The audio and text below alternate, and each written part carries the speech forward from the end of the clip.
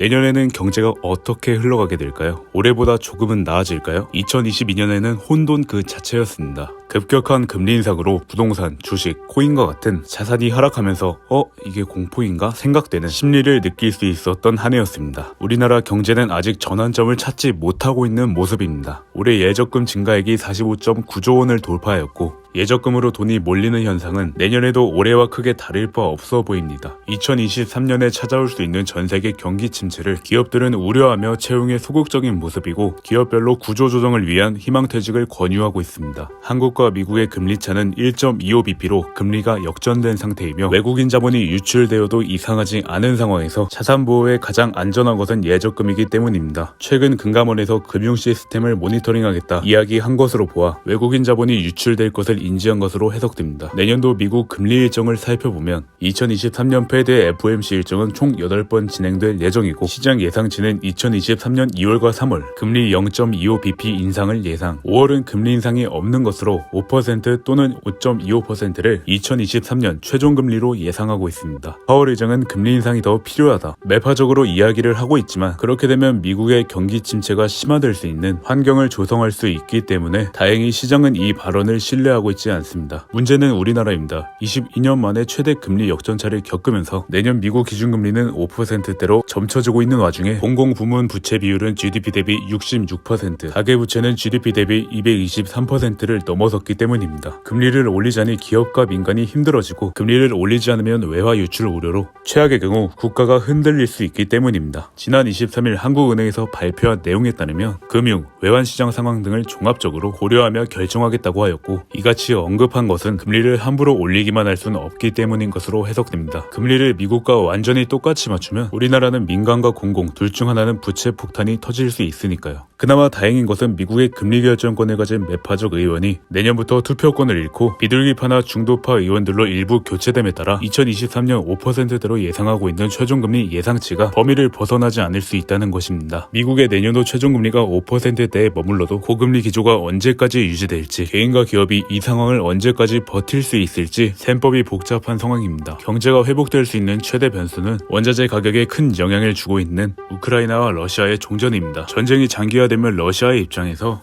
비용적으로 손해를 볼 수밖에 없는 상황인데요. 최근 종전을 희망한다 언급한 푸틴의 말이 사실이길 바라봅니다. 오늘 제가 준비한 영상은 여기까지고요. 다음에 더 알찬 정보들로 찾아뵙겠습니다. 구독과 좋아요 한 번씩만 부탁드릴게요.